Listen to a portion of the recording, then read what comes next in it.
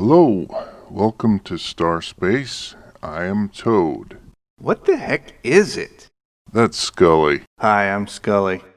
We're still out in a giant starless void building our new space station out of stolen parts. So, today we noticed we had a neighbor of sorts, and, well, we shouldn't have a neighbor. Are you sure it's not a star? Again, yes, I'm sure it's not a star.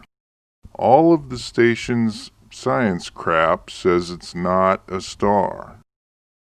Well, what is it then?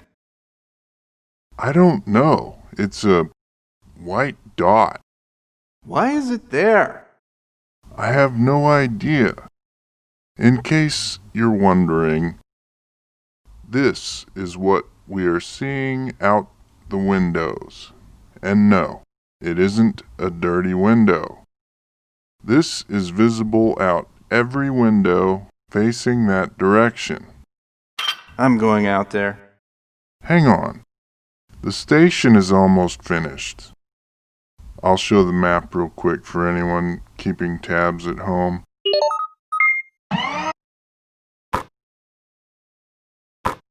But you'll have to pause it if you want to study it. So yeah, we can just leave the void. The station will travel. I have to get a closer look. Alright, I'll go too. Meanwhile, let me scroll to the third story in this public domain comic book that just keeps on giving. And I'll get that started, and you can watch that, and we'll be right back.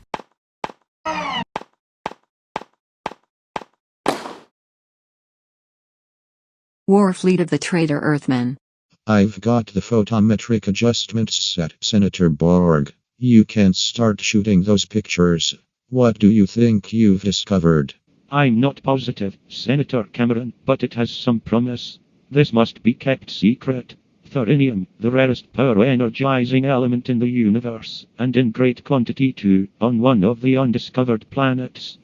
After the last great atomic war in which half the Earth became a blackened ruin, the remaining inhabitants banded together in outlawed war. The world became unified, and tremendous scientific strides were made. Among these was the invention of the interstellar drive, which made interplanetary travel possible. By the year 2240, Mars, Jupiter, Venus, and Pluto became familiar worlds. And in the World Senate building, new research was ever in progress to sift greater knowledge from far-flung space. Do you want me to help you develop those spectroscopic plates, Borg? No, it's just a routine check. Run along and get those last reports transcribed for the Senate, Cameron. That's the strangest thing Senator Borg has ever done. Our work has always been cooperative, and suddenly this secretive business. I think I'll stick around. And in the dark room. I was right. It is thorium, almost pure, the richest deposit in the universe. I could hold the world in the palm of my hand if I could reach that unknown dark planet. A few minutes later. Hector, Senator Borg, I have made a fabulous discovery. I'll be at your place in half an hour. Hetkar, the arms are. Borg is up to no good dealing with that vicious pirate. When Borg left the observatory. Neo-oxide WX4. Why, that's a test for thorium. So that's the great discovery Borg made.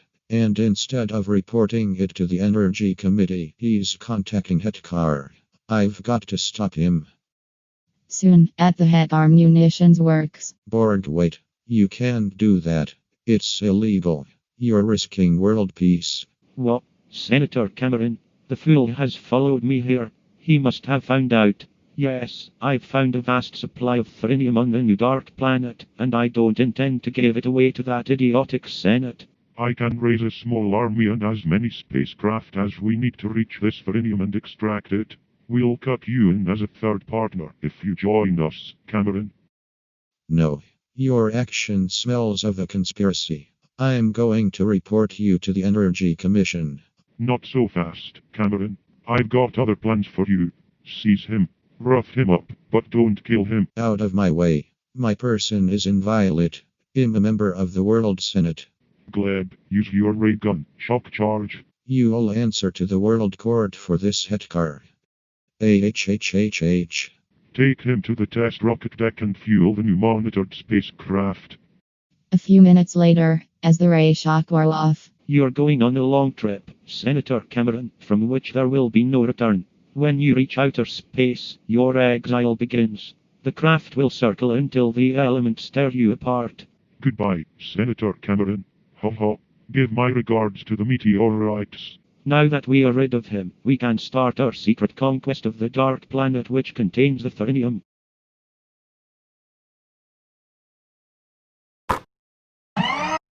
Hey, this is Scully. So, we've been heading for that weird white dot and flying really fast through space. But despite that, hey! This is Toad.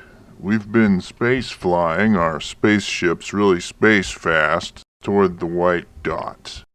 But we don't seem to be getting any closer at all. Space fast? It's really weird. This might take a while. How about a jamming instrumental from my favorite band, Orbiting Spy, to really get us moving?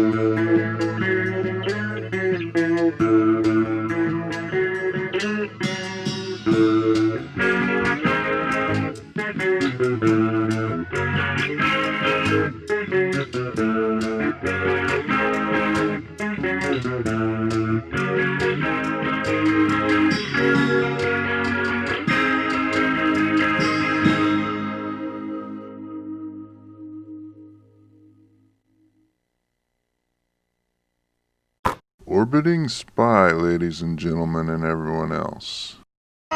Well, despite traveling at intensely fast speeds, we can't seem to approach this strange white dot. So, while we head back to the station, here is the comic book. as the rocket ship hurtled into space, Communications system ripped out. Controls locked in. Once the fuel supply goes, I'll drift into a meteor field and I'll be smashed to atoms. reaching the outer limits of space, the craft began a slow circling. 22 days of fuel left and the oxygen is getting low too. Why didn't they blast me instead of sending me on this cursed exile? As the oxygen thinned, Lex could barely support himself. What was that? I must be adrift in the meteorite fields. The end can't come too quickly to suit me. But as Lex mustered strength to look out of the window, Magnetic grapplers. I'm being towed. But where? And by whom? I've never seen spacecraft like these. This must be one of the dark planets. No wonder we've never been able to contact them. They are surrounded by thick black fog. But what's in store for me now? What kind of creatures live on it? Lex's questions were soon answered as the rocket craft landed. How wonderful to breathe clean air again. I want to thank you for rescuing me. Welcome to Telemos, but be careful, Earthling. Do not advance any further. There is a force ray thrown about you. You are a prisoner until we discover your intentions. But I am a world senator. I come in peace.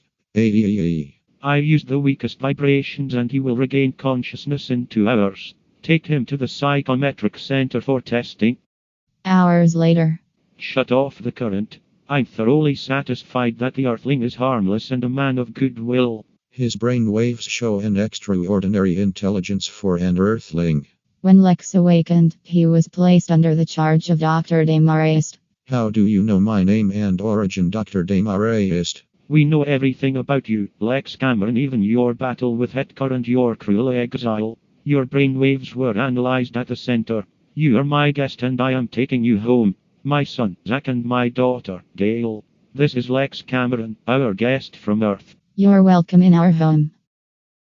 Days passed into weeks and weeks into months on the strange planet of Telemos.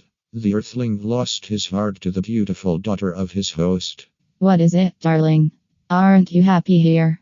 Yes, Gail, your life of peace and wonderful scientific progress brings joy to my heart. Loving you makes it a paradise. But I can't help thinking of Earth and whether Borg and Hetcar have turned it into an arsenal and a vicious dictatorship. Later, at the Desmarais home. But I've told you, Dr. Desmarais, if Telemos has that large supply of therinium, then it must be the treasure Borg and Hetcar are after. Why don't you let me return to Earth and expose them? It's too dangerous, Lex. Our secrets may be forced from you. We could destroy Earth if we wished it.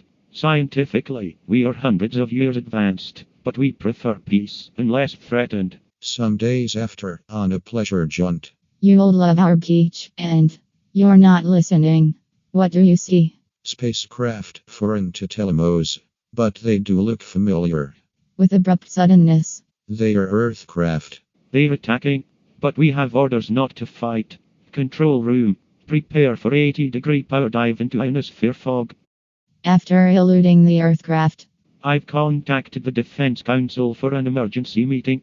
Better come with me to report the incident. Those Earthcraft were raiders, probably sent here by Hetcar to plunder your therinium.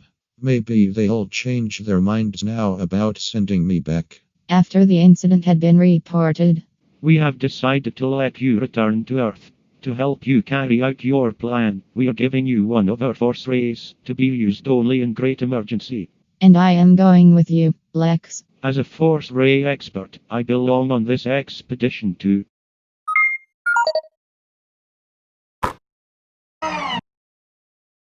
So, now we're back and we're watching the dot.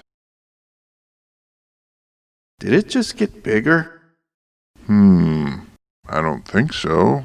No, It totally did. it doesn't look any bigger to me. Dude, it's very obviously getting bigger. Are you sure? I'm not seeing it. We gotta get the f out of here. Now. You know what? I think it might be getting bigger.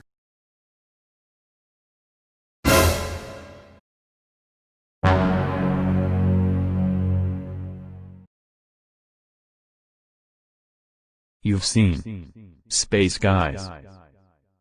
Then there was Sword Guys. Look out. Time for Accountant Guys. Coming soon. Accountants are coming. We gotta get out of here. Way ahead of you. Let's move. We gotta move this station. Let's roll. Okay, folks, here's the rest of the comic. We'll see you next time. We gotta get out of here. Hurry up! Many days later. This is Maryland. I have a summer home here. This spot is isolated, no one will notice us. I'm so excited about visiting Earth. It looks beautiful from here. Lex found his jet car in perfect condition. These are the ruins of old Washington, which was destroyed over 100 years ago. In a few minutes, we'll be coming to New Washington, our capital. At the gates of the World Senate. Senator Lex Cameron, it can't be. You disappeared 9 months ago. I'll have to call the security director, Senator Borg. Senator Borg, security director. He's certainly risen. Get ready, Zach. This sounds like trouble.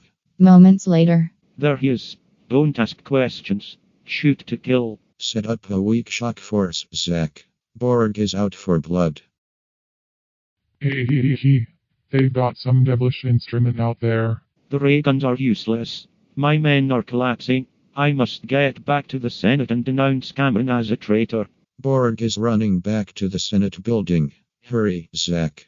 I'm going to need you and that force ray. It's Senator Cameron. I thought he was dead. There's the traitor now. He's returned to seize power with an infernal ray. He must be liquidated.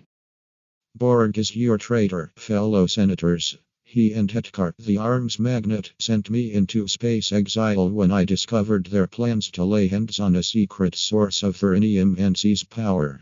Not Borg. He's been a loyal senator for 10 years. We can't believe that. Stand back. This force will stun you. I can prove what I say. I'll take you to Hetkar's arsenal, where he is preparing armadas to crush our peaceful planet. You're too late. Listen to the roar of that fleet. Hetkar is on his way to take New Washington. We shall be supreme rulers. The entire Senate rushed outside. This time make that thuranium diamond glow. Full force, Zach. That fleet must be destroyed. Full force it is. No one is getting through. Your world Senate is safe, Lex. Thanks to you and the force ray. Hey, Borg is rushing toward the force periphery. Borg, come back. It's a death ray now. Yup. We're too late. The traitor took his own life. Oh, Lex, it's too horrible. Later, when the carnage was over. Cameron, we are deeply in your debt. You've saved the world Senate and preserved peace. But this force ray, where did it come from?